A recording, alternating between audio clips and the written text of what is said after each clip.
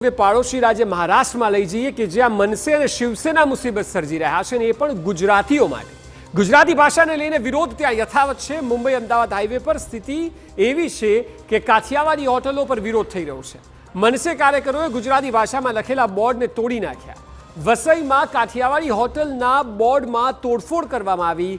Versova bridge પાસે મનસે કાર્યકરોએ વિરોધ પ્રદર્શન કર્યું। મહારાષ્ટ્રમાં ભાષા વિવાદ દિન પ્રતિદિન વધતો જાય છે અને હવે મનસે કાર્યકરો દ્વારા મુંબઈ અમદાવાદ હાઈવે પર કાઠિયાવાડી હોટલો જે આવેલી છે ત્યાં ગુજરાતી ભાષામાં લખેલી નેમ પ્લેટ અને બોર્ડમાં તોડફોડ કરવામાં આવી રહી છે। વસઈના સરહદી વિસ્તારમાં અને વર્સોવા બ્રિજ પાસે મનસે કાર્યકરોએ વિરોધ કર્યો છે। ઉલ્લેખનીય છે કે એક તરફ મુંબઈ અને અન્ય મહાનગરપાલિકાની ચૂંટણી નજીક આવી રહી છે ત્યારે ભાષા વિવાદને મુદ્દો બનાવીને મરાઠી વોટ પોતાની તરફ કરવાની હોડ લાગી છે, જેનો ભોગ ગુજરાતી મૂળના નિર્દોષ નાગરિકો બની રહ્યા છે।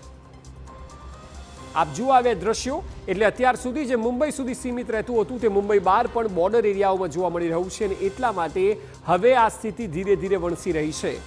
મહારાષ્ટ્રમાં સતત ભાષાને લઈને યુદ્ધ યથાવત છે, જેના પરિણામના ભાગરૂપે આ દ્રશ્યો જોવા મળી રહ્યા છે। કૈલાસ સરોવર કરીને રેસ્ટોરન્ટ આવેલી છે, ગુજરાતીમાં બોર્ડ લખ્યું છે તો તેને ઉતારવામાં આવ્યું અને ઉતારીને દાદાગીરી કરવામાં આવી। એટલે મહારાષ્ટ્ર સિવાયના મરાઠી સિવાયના જે લોકો ત્યાં રહે છે તમામને હેરાન પરેશાન કરવામાં આવી રહ્યા છે અને હવે ખરેખર કાયદો વ્યવસ્થા હાથમાં લઈ રહ્યા છે મનસે અને શિવસેના ઉદ્ધવ ગ્રુપના કેટલાક કટ્ટર મરાઠીઓ કે જે લોકો મરાઠી સિવાય કોઈ ભાષાને માન્ય ગણતા જ નથી મહારાષ્ટ્રમાં, અને આ એ લોકો સંકટ ઊભું કરી રહ્યા છે દેશમાં અલગ અલગ રાજ્યના લોકોને લડાવીને તેમની વિરુદ્ધ ઝેર ઓકીને। અને તેના આ તાજા બે દ્રશ્યો છે કે જ્યાં કાઠિયાવાડી હોટલને નિશાને બનાવવામાં આવી છે।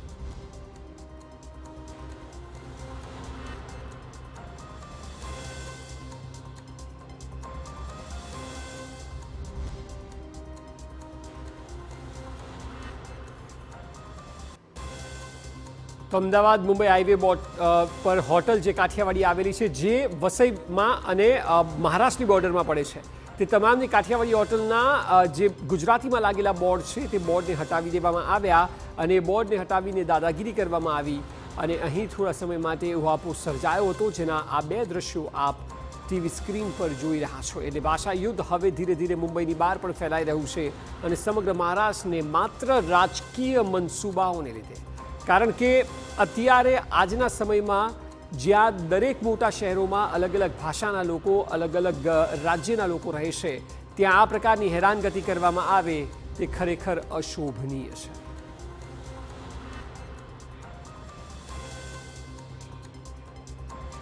અને દેશના સમાચાર જોયા